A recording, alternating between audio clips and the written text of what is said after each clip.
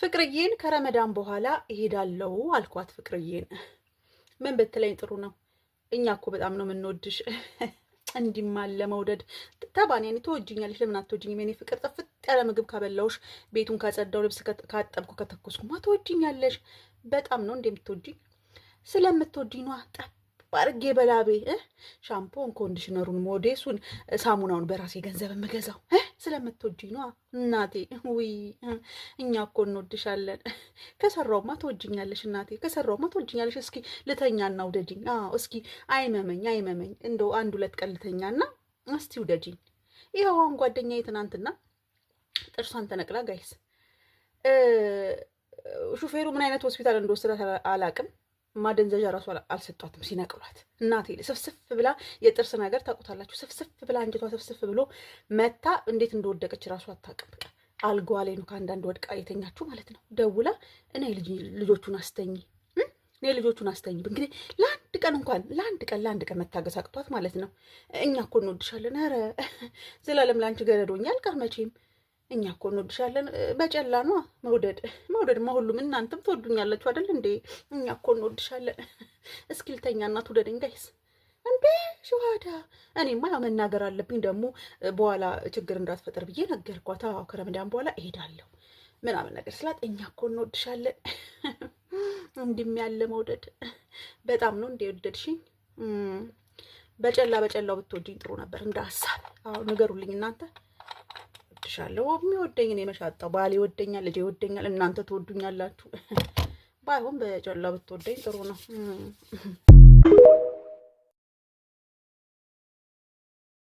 ሴትዮዋ ጠራችኝና ደሞዝ ሰጠችኝ።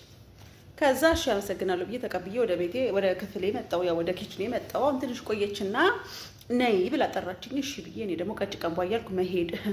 ሰሞኑ ስራ ስለበዛብሽ፣ ያው አራስ ልጇ ስላለች ስራ ስለበዛብሽ ምናምን ነገር ይሁን ምናምን ለብቅ ጭብጥ አረገችኝ። እኔ ደግሞ ደስ እያለኝ ቅልስልስ ብዬ እናቴ አንገቴን ስብር ቀና ብዬ አመሰግናለሁ አልኳት። አመሰግናለሁ፣ እሺ በጣም ምን አሳሰበሽ አልኩና በልቤ ችግር የለም አመሰግናለሁ፣ ኦኬ ሹክራን ብዬ መመለስ ወደ ክፍሌ።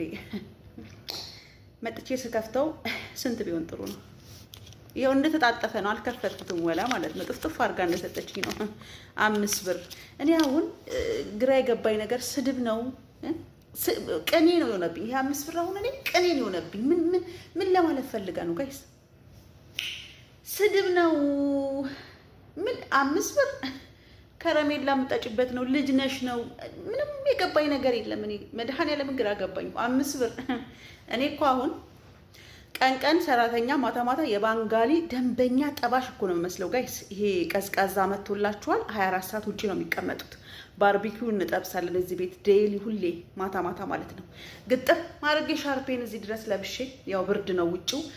ዩኒፎርሜ ደግሞ ታውቁታላችሁ፣ የባንጋሊ ሽማግሌ ነው የሚመስለው። ቁጭ ያልኩ ደንበኛ የባንጋሊ ጠባሽ፣ የባንጋሊ እሳት አቀጣጣይ ነው የሚመስለው። ማታ ብታዩኝ እንደዛ ከፍ ዝቅ ብዬ ሰርቼ እኔ ወገቤ ተንቀጥቅጦ፣ እሱ አይደለም የወለደችው እኔ ነኝ የወለድኩ የምመስለው እኮ ጋይዝ። አይ ቡና እኔ ደግሞ ሙቅም የለም ገንፎ አይገነፋ ምናምን እላለሁ። ከሙቅና ከገንፎ የበለጠ ሻይን መቀቀሉ፣ ቡና መቀቀሉ ሌላ ስራ።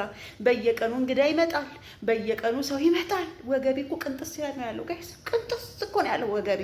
እውነቴን እኮ ነው።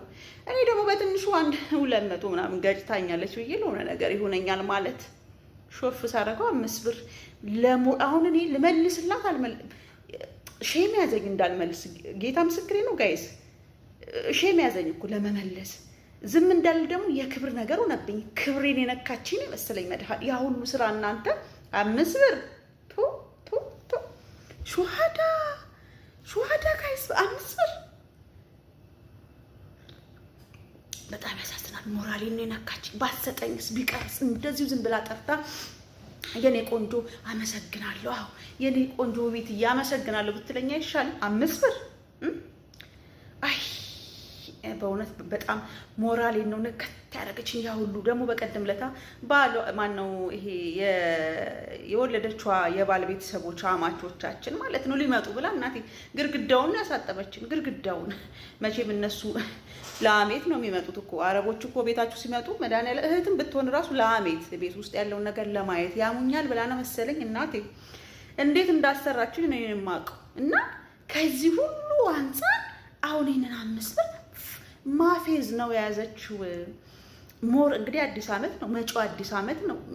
ምን ለማለት ነው ጋይስ? እስቲ ሀሳብ ስጡኝ። እስቲ መድኃኒዓለም ልመልስላት፣ አመሰግናለሁ ተጠቀሚ ብዬ ልመልስላት ወይስ ዝም እንዳለል የክብር ጉዳዩ ነብኝ። ደግሞ ሼም ያዘኝ መመለስ። አይ ሹሃዳ ጋይስ እንዴ እንደዚህ ወገቤ ተቀንጥሶ እኔ ዝም ብላ ደሞዜን ሰጣ በቃ አመሰግናለሁ። በጣም ጎበዝ ሰራተኛሽ፣ ቆንጆ ድብን ያልሽ እሳት አቀጣጣይ ነሽ። ስትጠብሽ አጠባበስሽ ደስ ይላል። እውነቴን ነው። እንደዛ ብትለኝ ደስ ይለኛል። 5 ብር ይሰጣል እንደ 5 ብር ጋይስ። ሞራሌን ነው የነካችኝ። ባሰጠኝስ እንደ ሀሳብ ባሰጠኝስ ደግሞ እኮ ጭብጥብጥ አርጋ